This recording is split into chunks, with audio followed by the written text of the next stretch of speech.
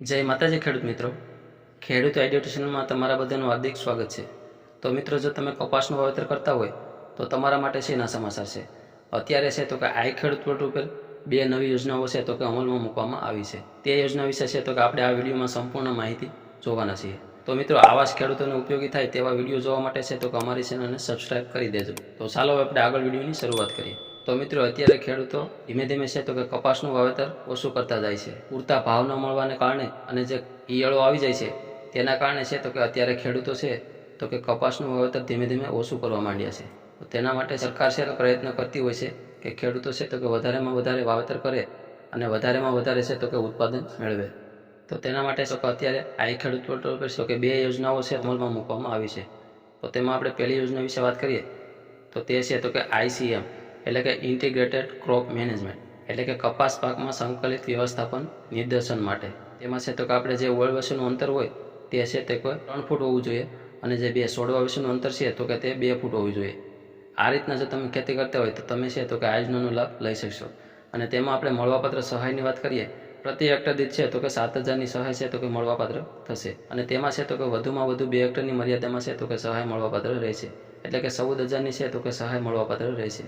ત્યાર પછી આપણે બીજી યોજના વિશે વાત કરીએ તો તે છે તો કે CST એટલે કે ક્લોઝ સ્પેસિંગ ટેકનોલોજી એટલે કે કપાસ પાકમાં સાંકળા ગાળે છે તો કે વાવેતર નિર્દેશન યોજના। આમાં છે તો કે આપણે વાવેતરની વાત કરીએ તો તેમાં છે તો કે બે આર વચ્ચેનું છે તો કે અંતર 3 ફૂટ હોવું જોઈએ અને બે છોડવા વચ્ચેનું અંતર છે તો કે 1 ફૂટ હોવું જોઈએ। આ રીતની જો તમે ખેતી કરતા હોય તો તમને છે તો કે આ સહાયનું છે તો કે લાભ મળવાપાત્ર રહેશે। તેમાં આપણે મળવાપાત્ર સહાયની વાત કરીએ તો તેમાં છે તો કે પ્રતિ હેક્ટર દીઠ 13,500ની છે તો કે સહાય મળવાપાત્ર રહેશે અને વધુમાં વધુ 2 હેક્ટરની મર્યાદામાં છે તો કે સહાય મળવાપાત્ર રહેશે। 27,000ની છે તો કે સહાય મળવાપાત્ર રહેશે। તો હવે આપણે વાત કરીએ કે આમાં ફોર્મ કોણ કોણ ભરી શકે। તો આ યોજના છે તો કે બધા માટે નથી પણ અમુક જિલ્લાઓ માટે છે અમલમાં મૂકવામાં આવી છે। તો કયા કયા જિલ્લાના ખેડૂતો છે તો કે આમાં ફોર્મ ભરી શકીએ તો તે આપણે જોઈએ।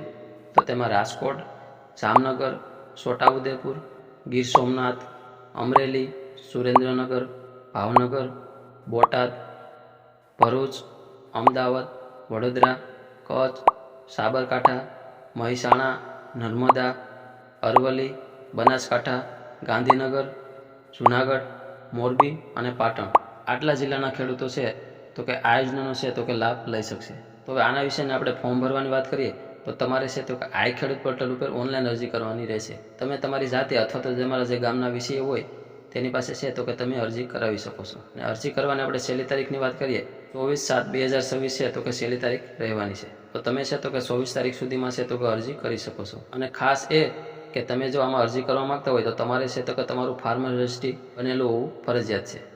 જો તમારું ફાર્મર રજિસ્ટ્રી નહીં બનેલું હોય તો તમે છે તો કે આમાં અરજી નહીં કરી શકો। ત્યાર પછી હવે આપણે જોઈએ કે આના માટે જરૂરી ડોક્યુમેન્ટ ક્યાં ક્યાં જોશે।